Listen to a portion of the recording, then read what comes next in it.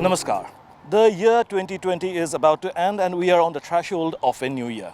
But before we bid adieu to this year and bring in the new year, it's time to look back at the year, a year marred in pandemic. In spite of all this, developments did take place and we are witnessed all those developments. It's time for us to look back at the year in retrospect. 2020 will also go down in history as the year of COVID-19. The miseries it unleashed, the quarantine, the lockdowns and self-containment, the race for the vaccine and the host of unanswered questions on the origin of the lethal virus. The Northeast has fared better than the rest of the country in terms of the casualties and the response of the governments. The total population of Northeast India is 46 million, which is about 4% of the national population. With only about 0.26% of the reported COVID-19 positive cases across the country so far, the region seems to have done well in containing the spread of the virus. A tripartite accord signed in New Delhi on January 27 this year by representatives of Bodo organizations with the central and Assam governments heralded a new model of power sharing and governance in Assam under the 6th schedule of the Indian Constitution. The Bodo parties to the agreement included the All Bodo Students Union, the United Bodo People's Organization and all the 4 factions of the National Democratic Front of Bodoland. The signing of the peace accord brought the curtain down on over 3 decades of insurgency in Bodo areas, which was critical for the return of peace in the Bodo heartland. As per the accord, the BTA-AD was renamed Bodoland Territorial Region and the number of seats in the BTC was increased from 40 to 60 without adversely affecting the existing percentage of reservation for tribals. This was the 3rd Bodo Accord signed by the Bodo organizations. In his first visit to Assam since getting re-elected last year, Prime Minister Narendra Modi hailed the Bodo Accord as the beginning of a new era of peace for the Northeast. Addressing a gathering in Kokrajhar in Assam on 7 February this year, the Prime Minister described the gathering as the largest political one in India since independence. In his speech, the Prime Minister described the signing of the peace accord with the Bodos as a new dawn for the state and called it the ushering of a permanent peace. Modi vowed his government would not let the darkness of terrorism return to Assam and said no citizen will die of violence anymore in this region. He also outlined his government's vision of development for the Northeast in his speech. आज का दिन असम सहित पूरे north east के लिए 21वीं सदी में एक नई शुरुआत, एक नए सवेरे का, एक नई प्रेरणा को वेलकम करने का अवसर है। आज का दिन संकल्प लेने का है कि विकास और विश्वास की मुख्य धारा को मजबूत करना है। अब हिंसा के अंधकार को इस धरती पर लौटने नहीं देना है। अब इस धरती पर किसी भी मां के बेटे का, किसी भी मां की बेटी का, किसी भी बहन के भाई का, किसी भी भाई की बहन का खून नहीं गिरेगा, हिंसा नहीं होगी। आज मुझे वो माताएं भी आशीर्वाद दे रही है, वो बहनें भी मुझे आशीर्वाद दे रही है, जिनका बेटा जंगलों में कंधे पर बंदूक उठा के भटकता रहता था, कभी मौत के साए में जीता था। आज वो अपनी मां की गोद में अपना सर रख करके चैन की नींद सो पा रहा है। The Bodo Accord was signed on January 27 this year by the government with four factions of the National Democratic Front of Bodoland, All Bodo Students Union and a civil society group to bring an end to a three-decade-long insurgency in the Bodoland Territorial Area districts, now rechristened as Bodoland Territorial Region. 2020 was a year of elections for the Bodoland Territorial Council, the Tiwa Autonomous Council, two Nagaland Assembly constituencies and the Onachal local body. Elections to the 40-member Bodoland Territorial Council, which was earlier deferred due to the COVID-19 pandemic, was held in two phases on December 7th and 10th this year. Elections were held in constituencies falling under Udalguri and Baksa districts on December 7th, while the seats in Kokrajhar and Sirang districts went to the polls on December 10th. Altogether, 72 candidates were in the fray for the elections to the council. The final result of the 40-member Bodoland Territorial Council poll led to a hung house with the ruling Bodo People's Front emerging as the single largest party, winning 17 seats. The United People's Party Liberal won 12 seats, the BJP 9 seats, while the Congress and the Gana Suraksha Party bagged 1 seat each. After declaring the BTC election results, Assam Governor Jagdish Mukhi invited the UPPL, Bharatiya Janata Party and Gana Suraksha Party coalition to form the new Autonomous Council in the Bodoland Territorial Region. United People's Party Liberal President Pramod Boro was sworn in as the new chief of Bodoland Territorial Council. While in the Tiwa Autonomous Council elections, the ruling BJP registered a landslide victory while winning 33 of the 36 seats. BJP's ally Ahom Gana Parikhad won 2 seats, while the opposition Congress was decimated with just 1 seat in its kitty. A total of 124 candidates were in the fray and over 71% of the 3,08,409 voters exercised their franchise on 17 December in 36 constituencies spread across Nagaon, Morrigaon, Huzai and Kamrup metropolitan districts.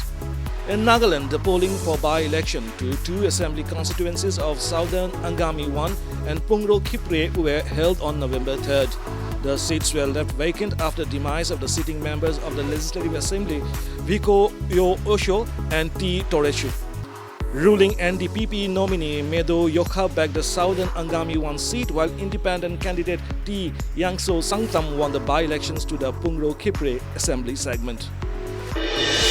Meghalaya Transport Minister Snyovalang Dhar travelled from Delhi to Umroi Airport in the first ever direct in-flight between Delhi and Shillong on 21st December.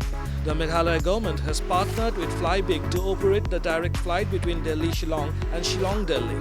Addressing the gathering during a small function held at the Umroi Airport, Dhar said that it is a historic day since the long aspirations of the people to have a direct flight connecting with the national capital has become a reality. According to him, the direct flight to Delhi will be operational twice a week, adding that the flight services will again resume from January 4th. To commence operations immediately, Flywig Chief Executive Officer Captain Srinivas Rao informed that they have made arrangements to operate a 75-seater Bombardier Q400 charter for this direct flight. The Assam government inaugurated a 1.8-kilometer long ropeway over the Brahmaputra connecting Guwahati to North Guwahati on 24th August this year.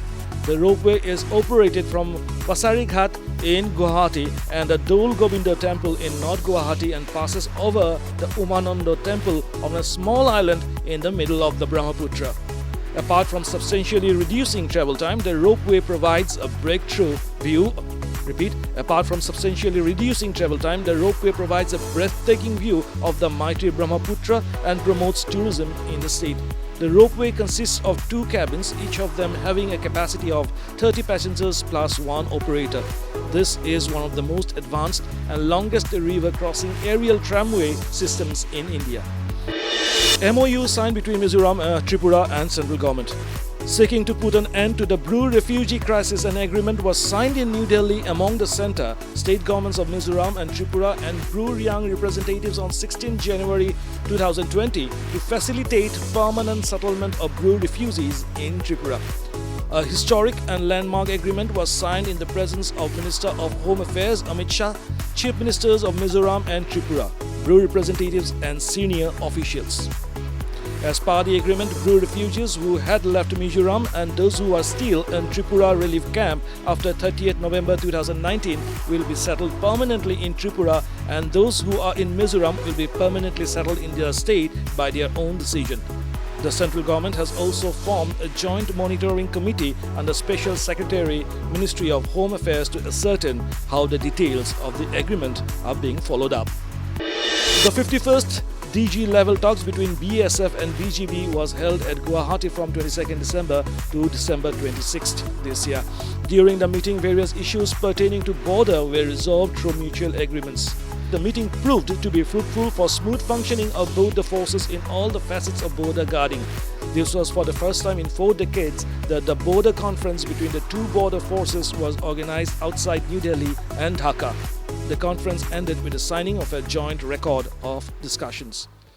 We continuously apprehend people who are illegally crossing the borders. And the process is like this. Once you apprehend a person, the nationality has to be established.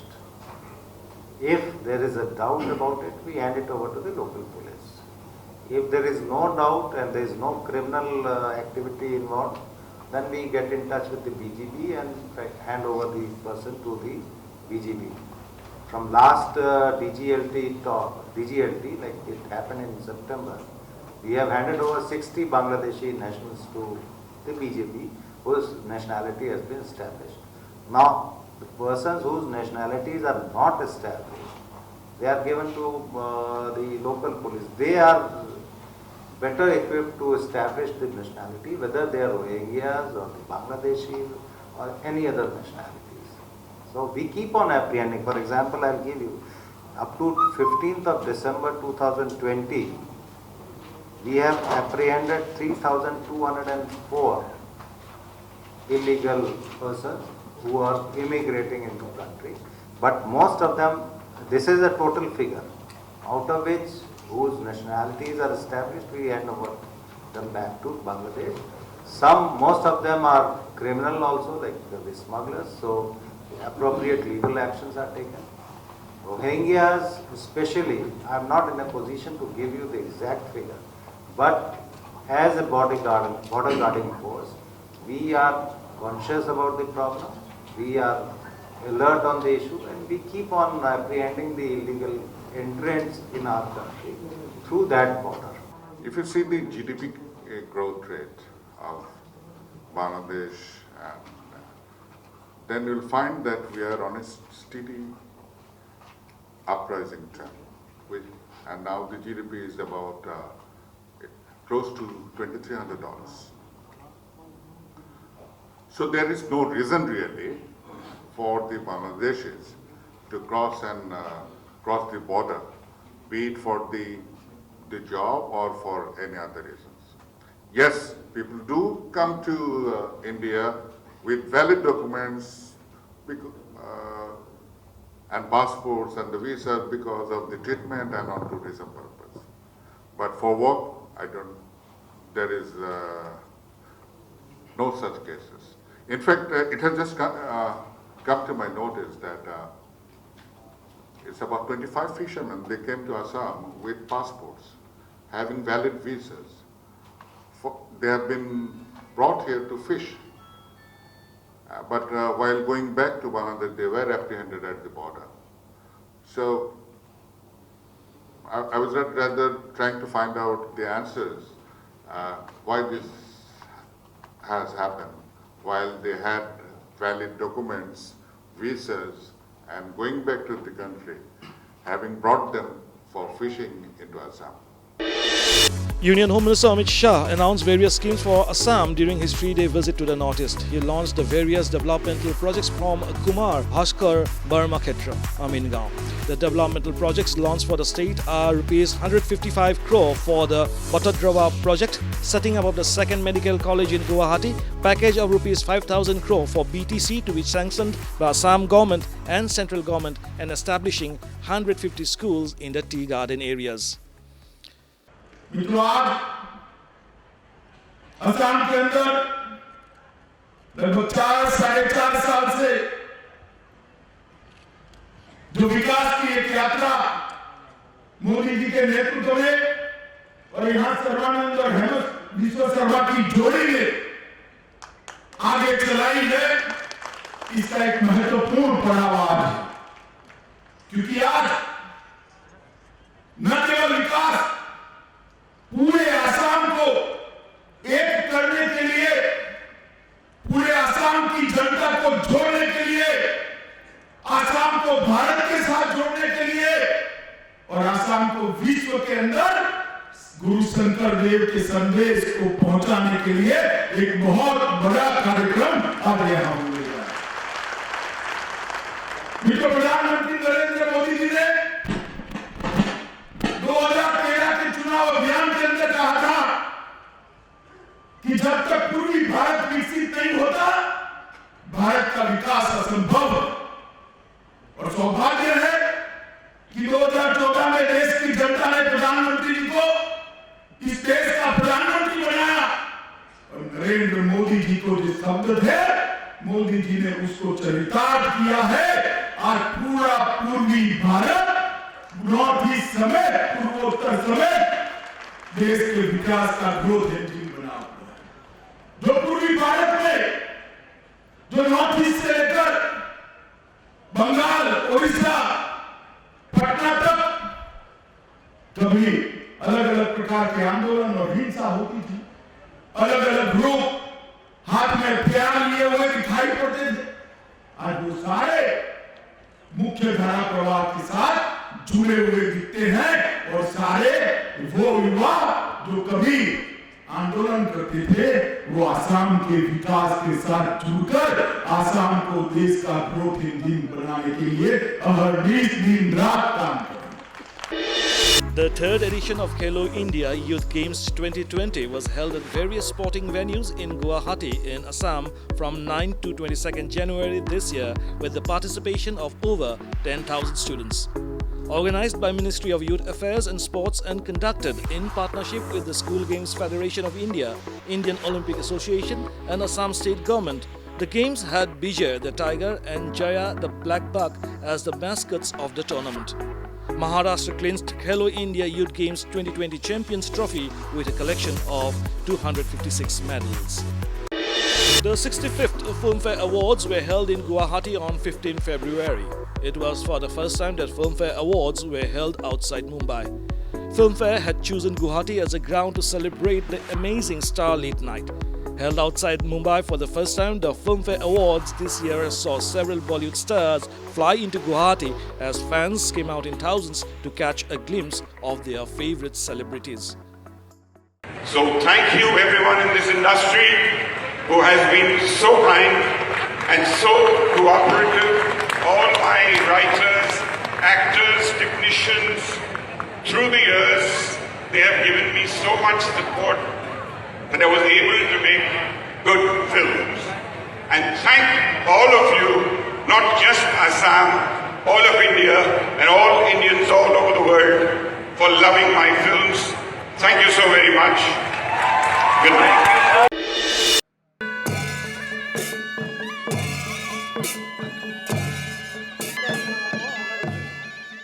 In Sikkim, a 3-day global cinema festival, Sikkim 2020 was organized amidst glitz and glamour at Manan Kendra, Gangtok from 28 February to 1st March 2020. The program, which was the first of its kind in Sikkim, was organized by Film Federation of India in collaboration with Sikkim Film Cooperative Society along with support of Government of Sikkim and Government of India. In the inaugural day, Chief Minister Sri Prem Singh Tamang graced the occasion as the chief guest. Bollywood actresses Manisha Koirala and Padmini Kolhapuri were present as special guests.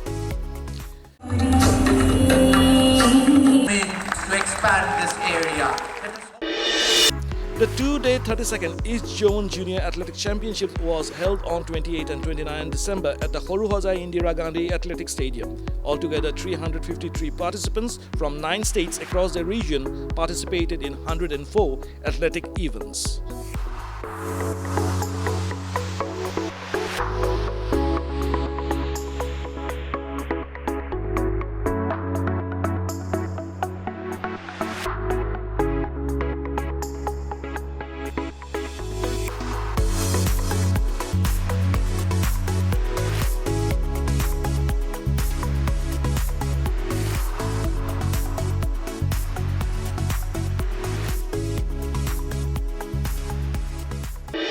On 21st June 2020, an earthquake of magnitude 5.1 on the Richter scale hit Mizoram at 4:16 p.m. followed by earthquake that occurred in Tuipurial in Mizoram more than 100 times.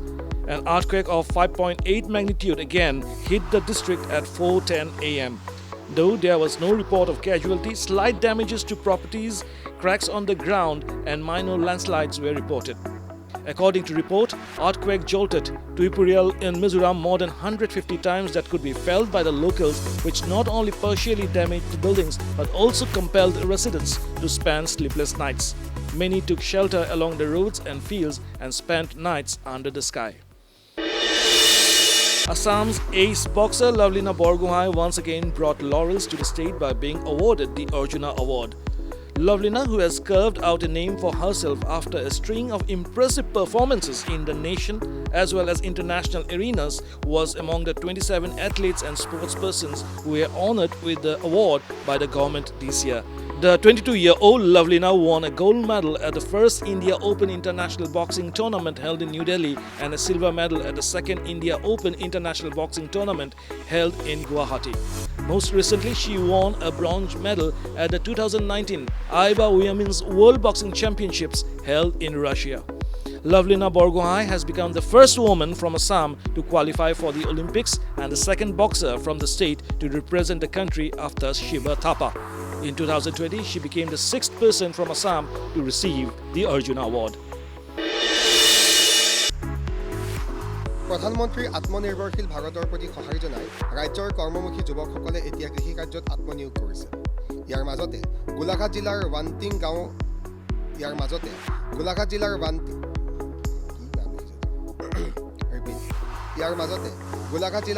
গাঁও panchayat The possession of the technology depended on your own personal resources. And it is a great idea and I think a very just idea to have e-kendras which will give access to technology which is meant for access to court. You know, there was an old saying about legal aid in England and things can't be like that. The saying was that access to justice is like the Ritz Hotel, it is open to all. Celebrated boxer MC Mary Kom was conferred with the Padma Vibhushan, the country's second highest civilian award this year. The 36-year-old Mary Kom, also a Rajya Sabha Member of Parliament, won a bronze medal at the 2012 London Olympics while also being crowned as world champion 6 times in an illustrious career. She is one of the 7 eminent personalities to be awarded the Padma Vibhushan this year. Former Nagaland Chief Minister and Congress leader Dr. S.C. Jamir was conferred with the 3rd highest civilian award, Padma Bhushan, in the field of public affairs this year.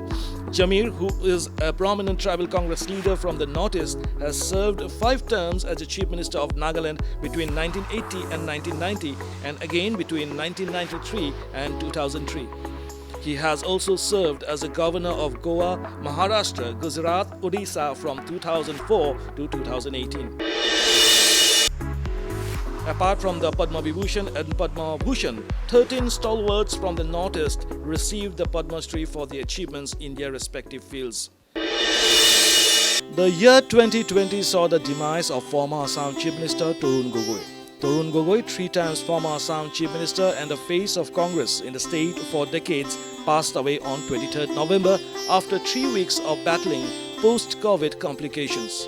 He was 86 and active in politics until he tested positive for the virus on August 25th, days after presiding over the last in a series of meetings with potential political allies for the assembly elections in 2021. Gogoi, who had spent the past 20 days in the ICU of Guwahati Medical College and Hospital, succumbed to multi-organ dysfunction caused by a host of comorbidities.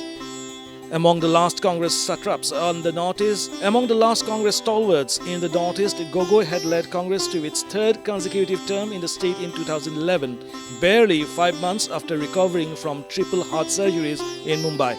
In his first term from 2001, he had anchored Assam's financial recovery besides laying the roadmap for peace talks with militant outfits and the first Boro Accord. Chief Minister Sarbananda Sonowal announced a 3-day state mourning during which Gogoi's body was kept at Guwahati's Srimanta Shankardev Kalakshetra for the public to pay their last respects over 2 days. He was cremated with full state honors. Those were some of the events that took place in the year 2020, and now it's time for us to move ahead to 2021. After all the quarantine, the containment, the isolation, it's time for us to move forward. What does this year 2021 has in store for us? Let's be very hopeful about it. Let's all be hopeful about the vaccine that's being designed and tested for all of us. And yes, of course, the year 2021 will be a fruitful year for all of us. And with that hope, I wish you all a very happy new year and thank you very much for being with us all this while.